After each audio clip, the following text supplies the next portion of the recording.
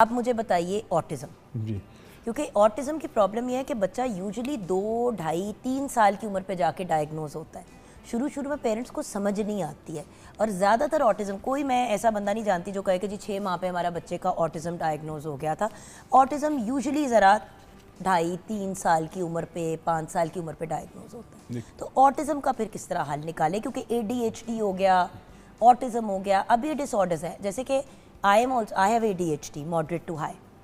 मेरी बचपन में अगर डायग्नोज हो जाती, शायद मेरी कोई ट्रीटमेंट हो जाती। अब जो मैं हाइपर, मेरी एंग्जाइटी का लेवल जो इतना हाई होता है वो इसलिए होता है बिकॉज कोपिंग मैकेनिज्म्स नहीं बनाए। नहीं, बिल्कुल ऐसे डेवलप नहीं किए। अच्छा देखें, ऑटिज़म जो है इसमें 3 साल तक या 5 साल तक वेट करना ज़्यादती है बच्चों के साथ और फैमिली के साथ भी।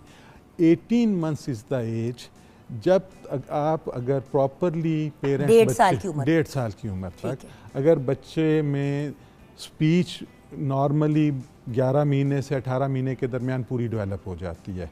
बच्चा राइम्स गा रहा होता है, सॉन्ग्स गा रहा होता है, मतलब छोटी मोटी बातें कर रहा होता है।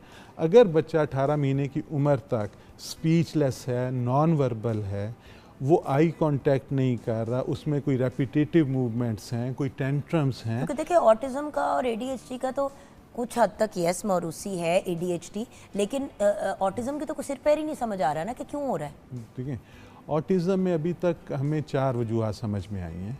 एक तो जेनेटिक फैक्टर्स हैं और उसका एविडेंस ये है कि अगर फैमिली में ऑलरेडी एक बच्चा या बच्ची है तो दूसरे बच्चों में इंसिडेंस ज़्यादा बढ़ता है। और at the time of birth अगर फादर की एज 35 से ज़्यादा है तो ऑटिज़म का इंसिडेंस बढ़ जाता है। सो जेनेटिक फैक्टर्स हैं, लेकिन उससे ज़्यादा जो इम्पोर्टेंट फैक्टर्स हैं वो जो पाकिस्तान जैसे जो हम डेवलपिंग कंट्रीज़ हैं, यहाँ पे जो वैक्सीन्स आ रही हैं उसमें एक कंपाउंड है जिसको हम थायोमर्सल कहते हैं, उसका कुछ ना कुछ लिंक हो सकता है कि कुछ, लेकिन इसका ये मतलब नहीं है कि आपने वैक्सीनेशन नहीं करानी, कतई नहीं।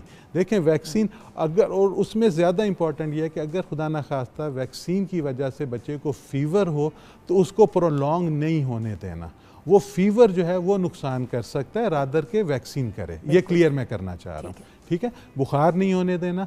उसके अलावा कोई ज़ुबान का इन्फेक्शन, कोई वायरल इन्फेक्शन जो सबसे बड़ी कॉज है आज, हम पिछले 2 साल में मैक्सिमम ऑटिज़म देख रहे हैं, ADHD देख रहे हैं। वजह क्या है कि जो कोविड के 2 साल थे उसमें सबसे ज़्यादा क्या हुआ, बच्चों को स्क्रीन टाइम, स्कूल नहीं गए बच्चे, टीवी, LEDs, लैपटॉप्स और सबसे ज़्यादा जो मोबाइल, ये जो ब्लू लाइट है ये समहाउ नर्व्स की इन्फ्लेमेशन करती है, जो सबसे बड़ा फैक्टर है ऑटिज़म का, न्यूरोजेनिक इन्फ्लेमेशन।